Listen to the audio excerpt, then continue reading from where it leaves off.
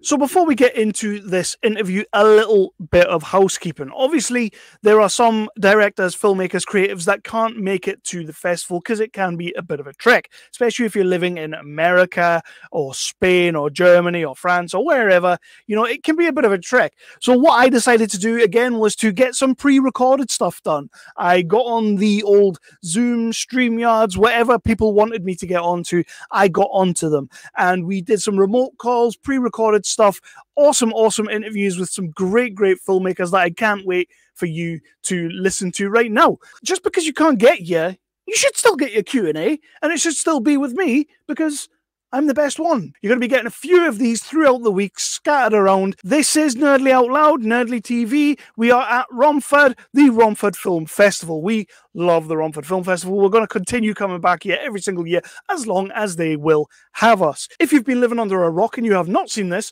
Nerdly has got themselves into a little position where we are in partnership with Shepka Productions, The Baby in the Basket, which is a gothic horror. He's joined up with Flickering Myth to partner up and make this movie, and then they came to us and asked Nerdly to jump on board too. Absolutely, we were going to do that, and we did a crowdfunder. The crowdfunder went amazing. It's still ongoing, so you can go to Kickstarter, type in The Baby in the Basket. I'll put links all over the place.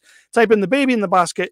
Give £1, give £10, but only give what you can. We don't want people giving money they don't have. Please do all those wonderful things. Like, subscribe, bell, all of it. Brilliant stuff. Let's get into today's interview, which will be with whoever's in the title. But if you're not at Romford, get yourself there. Get yourself to the cinema. We are showing a smorgasbord of awesome movies.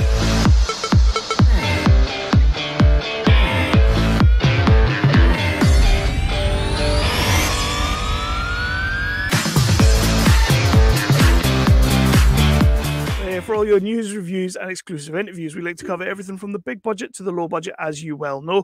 But this is not one of those episodes. This episode is me sitting down for Romford Film Fest. That's right. I am still inside Romford. Romford, it is awesome to be inside you. I am sat chatting with Dom Lee, the writer-director of a short movie called Between the Lines, which... we've got a lot of serious films, a lot of deep issues to be talked about throughout this festival, and then you're going to watch Between the Lines and you're going to have so much fun. How are you tonight, Dom? Yeah, I'm great, thank you. Yeah, Between the Lines, it was a lot of fun to make. It's something which it never takes itself too seriously, which is definitely very deliberate. We just wanted to have a nice time making, hopefully, a fun film after the COVID. It was sort of the first major project I'd taken on. So yeah, I was gonna say, like, coming out of COVID in the last couple of years, I think we all just need a musical in our lives. Like, yeah, I mean, so the origin of sort of Between the Lines, me and composer Grace Hancock, we did a 48-hour film challenge.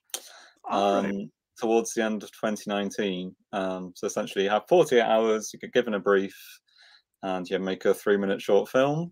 And we did a short film musical, and we won the competition, which was a nice sign.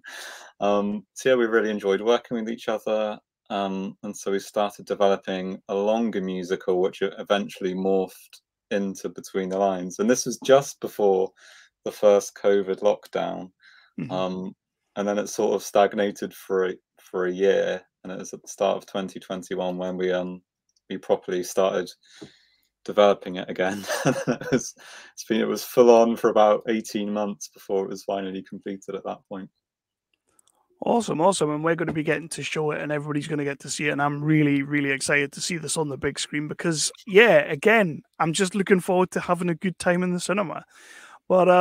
But first of all, Dom, let's jump back a quick hot second and get to know you a little bit more. Where does Dom Lee come from? What's the background? How did you get into the industry? And why the hell would you choose filmmaking? I often ask myself that. Yeah, so I'm from Devon. I've pretty much lived here my whole life, other than a few years at university.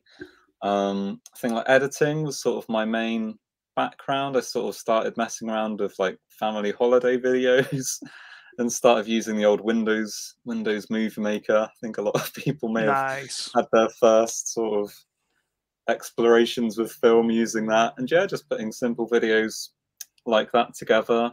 And then I think the first sort of I vaguely used the word proper film was during my A levels when I made a Star Wars related film with just friends as part of a Nice. project for that. Enjoyed it, decided to study film at uni, and then I've been a freelance filmmaker slash editor ever since. And I'm also a film lecturer at the moment as well. Nice. Nice. What's your sort of favorite discipline when it comes to the filmmaking? Like, do you like the editing side more than the actual filming side, or directing the actors, or what's your favorite sort of side aspect to it? Yeah, I think editing's always like it's sort of where I started, and so it's always probably an area I feel comfortable Mhm. in. I It's always just a good chance to correct things which you may have not done on set, or think of I always like looking at alternate ways and like in ways in which footage can be put together, and like learning to look at your story in a whole different way and discovering things about it which you may not have thought Mhm. about when you were writing it, when you were shooting it. Um, yeah, I do enjoy directing. I find, especially when you get a good casting crew together, like we had on Between the Lines, could not have wished for a better group of people to make that film with. Yeah. But yeah, I think writing's probably the bit I struggle with most, which is kind of good on Between the Lines because most it's like 80% music. So Grace, the composer, sort of dealt with most of it. It was just figuring out a few bits of dialogue and the rough story, which wasn't as bad as like a narrative, like a traditional narrative film type thing. And looking back through putting projects together and getting into the filmmaking, like what were your inspirations? Like what did you look to and made you kind of think to yourself, I want to do that. I am going to make movies. Like was there any sort of like it could be a movie you saw when you were younger and you thought, I am going to make a movie one day, but was there any sort of inspirations for you? There's two. Well, it's sort of two really cliche examples. Um, but I saw Star Wars in the cinema. This is like '97 when they re-released the original trilogy back in Mhm. cinemas, and that was the first time I ever went to the cinema, sort of watching A New Hope. Um, so yeah, I've always been a bit of a Star Wars fanboy since that point. And then like the other ones, like Lord of the Rings, like the extended editions, just watching the DVDs, the way those films are made, it's like yes, that looks like a lot of fun. Um, yeah, I just wanted to see what I can do something like that. I mean, I've always enjoyed like writing stories, I guess, or I've Mhm. always been like creative, like drawing, and things like that. And it's just, I guess, at the moment, just naturally gravitated towards making films. Yeah, I find it's probably just the way I like to, I guess, express myself. I guess it's the Yeah. medium at the moment I'm choosing to do that in. It's a damn good medium, and it's a really cool shot that you've made here. So, obviously you started with the 48-hour film challenge, and then it escalated into this. But why? Whether it was the 48 film challenge or now, why the hell would you tackle a musical? Well, they're a lot of fun. It turns out they're really difficult to make at the same time, I especially when imagine. you've got like very little money. Um, But yeah, like I said, we enjoyed working. Me and Grace, really enjoyed working with each other on the 48-hour film challenge. She is like a seriously good composer. So from that point of view, it's just like I wouldn't say like an easy collaboration in terms of like we got on well, but it's sort of there was a lot of it's a lot of finessing to get the songs sort of the way they were and develop them to what they were. Um, but yeah, it's just and like especially after COVID, we just did want to, even though we started developing it just before COVID, it really only took shape sort of a year after the first lockdown, give or take. Hmm. And so after that, we're like we're going to go all out, just make it fun, hopefully make it enjoyable. Um, mad, crazy, and just sort of roll with it, really. So hopefully we've done a reasonable job of that. And how does that work in terms of like because I don't really know a great deal about filmmaking. Like I watch films and I think they're awesome and I can pick apart a film and all that, but I don't know much about how you would go about setting up dance choreography. And like, was that just another headache altogether, or did you have a good crew that just sort of came in and said, right, this is how we're going to do it? It was probably a headache for someone, but it wasn't me, because we did have a very good choreographer, Bex Phillips, who I've worked with. I did do another sort of musical-ish film. In the last week or so, we shot it. Yes, she sort of figured out all the choreography. We sort of give her rough ideas of what needed to happen story-wise, and then she just came up with all these great routines to teach the cast. That she sort of recorded like tutorial videos, which she shared to them beforehand of how to do Oh, I it. So love when they that. got to set, they were pretty well practiced already. Yes, yeah, that from that point of view, it just worked really nicely. And your lead actress, Alex Stewart, I believe it is, plays Mm-hmm. Jane. How did she come onto the project? Is this somebody you've known for a while, or? No, not at all. She was living in Exeter at the time. She just like everyone else. She saw the casting call, got in touch, and yeah, we just got on really well. It's sort of we did auditions all over Zoom.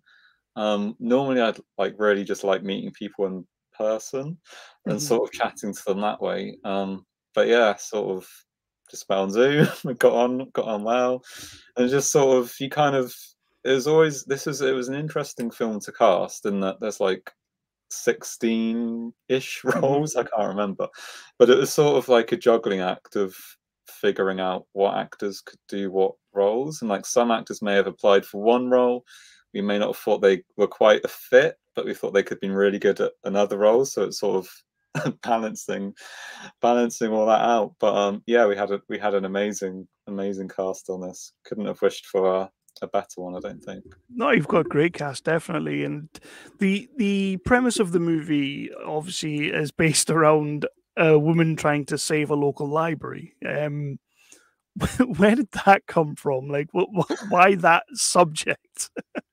I think there was all. I mean, there's sort of a pitch element in the film where she has to pitch to save the library. Yeah. That was always there, in that we wanted. She always. I think it started off with her being a shy person. It naturally led, if she's going to try and overcome that, she has to confront that. And there's always like, it's like it's like filmmaking 101, basic story outline that she has to confront what she most fears. And so we knew there was a pitch element, and then it's figuring out what she's trying to save. I think initially we just had it set up like the first scene was going to take place in a library. It wasn't that she was actually going to save a library. It was more just setting somewhere to set the story. Then I had the idea of book characters coming to life and her going on this like fantastical journey, meeting all these sort of well-known book characters. And so then it's like, maybe she should be saving the library. And then it's sort of something like that. It's sort of a blur. It feels sort of, most of like, I feel like there wasn't like it wasn't like the first idea we came up with, and then it was like within one session we had the idea. It's sort of one of those, it's sort of developed over a number of months and fine-tuning bits and pieces of the story type thing until it became what it became. And you're out on the festival circuit now, sending it out to the world and letting people see it. What kind of reactions have you been getting from audiences and people who are, say, taking the movie into the festivals? No, it's been really positive. As soon as you say like musicals, some people would Yeah. pretty much go, "No, it's not for me," which you just accept. But it's sort of the same with any genre. If you say horror to some people, it's like, "No, don't want to watch it." So I don't think you can take it too personally if people don't like your films. But we did like around Devon last summer. We actually toured it around a couple of libraries. Nice. which is a really interesting thing to do. We had like kids who were watching it. We had like 50 people come along to one screening of it, and like young kids sort of entranced. I think one of them watched it 4 times in a row, which is quite sweet to see because I think the songs are sort of very Disney-esque. Yeah. Like me and Grace are both children of the early 90s, so it's like we're fond of things like Beauty and the Beast or Lion King, like Alan Menken stuff. So hopefully it sort of channels some of that in the music, definitely. It does have a touch of that. It does have a touch of that. And I know what you're saying about a lot of people not really being into musicals and everything. Me personally, I'm a huge fan of musicals. I love them, absolutely love them. But one thing that I was worried about is I was conscious that, okay, we're watching this short movie for the film festival. It's not going to have a massive budget or anything. I'm sitting there thinking, how are they going to do this as a musical? And you know what? You guys smashed it because it looks amazing. And there's certain parts of the movie, there are certain parts of the movie that kind of like go into sort of like what I suppose would be the fantastical side of the book character. And I'm sitting there thinking, damn, like they've done a great job here. And I think that's why yours really stood out to me. Thank you. Yeah, so it was all shot in Devon. There are either places that we knew of, or we just like to we just had some like really good luck. Like our production Yeah. designer Minna Gibbs Nichols, who did like an amazing job with all the costumes. Mm. It's like her son used to go to the school where we filmed the library stuff. That was like a school library, not an actual library. And then she also discovered we've got an Alice in Wonderland scene. There's this like beautiful woodland forest with a river that was just came about by like putting a post on Facebook saying we're looking for a location like this. Does anyone know anything? And it's like this really great family came along and offered their land type thing. Nice. Yeah, like Devon, it's got amazing beaches. It's got other nice forests. We filmed a bit in Exeter. We filmed a bit in a pub cellar. So it's sort of utilizing places that we were aware of, and sort of around Devon really. An indie filmmaker and at its absolute best. Absolutely. And would you obviously this started as a short and then it's become a bit of a longer form short. Would you be interested in going the full hog and making a musical feature? Yeah, I think me and Grace we keep joking about this, and so we figure like if we will keep joking about it enough, it will become a feature one day. Whether it's like between the lines as a longer version of it, I don't know. I think you probably have to adapt it. I'm not sure the plot could quite stretch for a full 90 minutes. You'd sort of have to add other elements. Whether it's a completely different new musical idea, I don't know. I think generally with films, I think things work out when they're meant to. Yeah. And that eventually, if it's meant to happen, that some things will fall into place. It's sort of like between the lines. There's so many things which fell into place, like so many people who are in the right place at the right time, or who led to meeting certain people. Which it's just it's one of those natural things. So hopefully we can make a feature film one day. I love that. I love that. But apart from that, and obviously you're pushing the movie out to festivals and promoting it and everything. Is there any other projects that you're actively working on? So I made another short film called Croak recently, which we shot in September. So that premiered at a film festival in Exeter back in February. That's just pretty much starting its festival journey at the moment. Nice. So yeah, it's very different. This is sort of a very dark drama. So it's like the complete polar opposite between the lines, which is really nice, to be honest, working on two completely different projects. And yeah, I just like last week I shot a very short micro. It's somewhere between a musical and a music video. So I'm just going to be starting to edit that soon.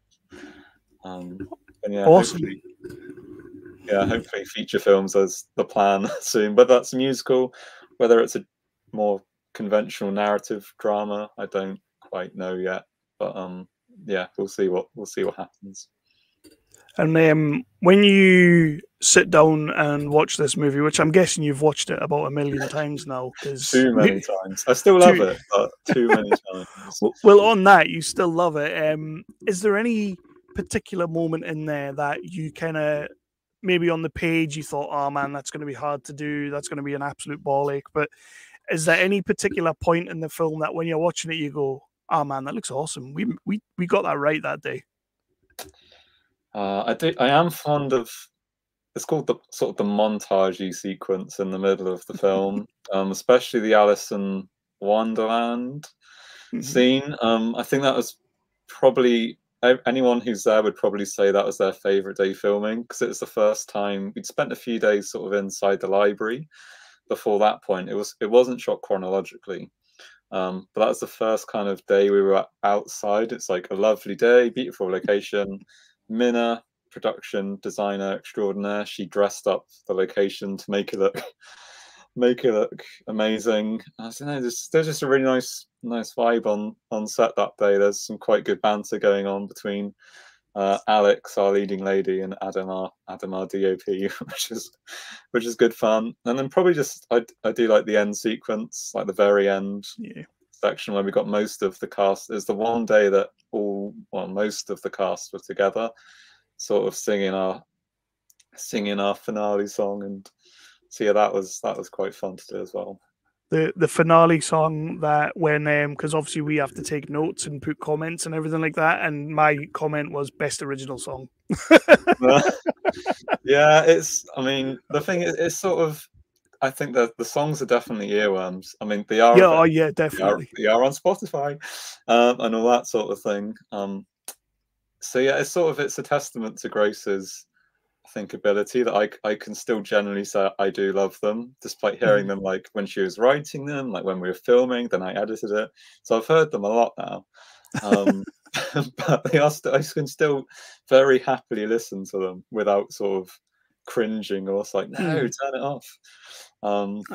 So yeah, she has done a very good job with it. Can't fault her for that. That's brilliant, man. That's brilliant. So I'm going to start wrapping it out, but last couple of things is let people know where they can find you on the social media, where they can find the short, where they can find any of your projects. We'll start with that one. Perfect. Yes, and my website is domlee.co.uk. That's probably the best place to look a lot of my like previous short films. So I'm Instagram mainly nowadays. You can find a link to that from my website. I vaguely do Twitter, but not so much anymore. And then Between the Lines, it will be online sort of later this year, probably around September. We haven't sort of set an exact date yet, but yeah, it will sort of be finishing its festival run by that point. And then we're trying to think of some interesting ways to promote it and hopefully get it out to a wider audience, which is like half the battle with a filmmaker. There's like so much stuff being made. It's sort of I'm sure any filmmaker would feel the same, that it's like really difficult to figure out the best way of launching your project and showcasing everyone's work. So yeah, we're trying to work on that at the moment. Well, on that, that is the perfect time for me to put you right on the spot and give the elevator pitch. Get people to watch this movie. Get people to watch it when you put it online. What would be your elevator pitch? So if you're looking for something which is just fun, upbeat, hopefully will leave you with a massive smile on your face. There's some amazing songs. If you love your Disney songs, you're gonna love it. It's positive, upbeat, about a girl who wants to save her library from closure. And hopefully the work that went into it from everyone involved will come across on screen. Absolutely. And we thank you so much for letting us have this movie, and we thank you for submitting it and letting us put it up on the screen for everyone to see, because we've watched a few sort of depressing movies. so then when you put Between the Lines on, you can just walk away, as you say, with a smile on your face. Well, hopefully. Well, yeah, thank you very much. It's great to be part of the festival. So yeah, I'm sorry I can't be there in person, but hopefully maybe in a future event I can with another film I'll be there. Right, Dom. Thank you so much for talking to me and doing this. Thanks and a lot. Been a pleasure. I look Take forward care. to seeing what you do next. Thanks a lot. Take care. Bye. You too. You too. Bye. Bye.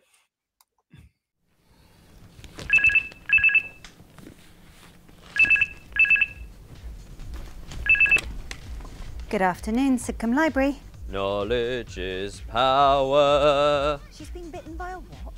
Knowledge is key. I'll be there straight away. Knowledge. Knowledge. Knowledge. Silence in the library! We're having to make funding cuts for council. We have to lose a library.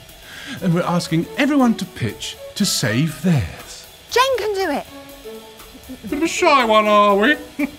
I know you'll find the words. Lawrence Livingston, I can't do the pit. It's no more scary than the things I've faced in my adventures. You'll see. Hey Jane, you know you got this. We've got your back, you know we promise. We've got all you need to know. Between us, we can steal the show. Hey! You know you got it. Woo! You know you got it. Yeah! You know you got it.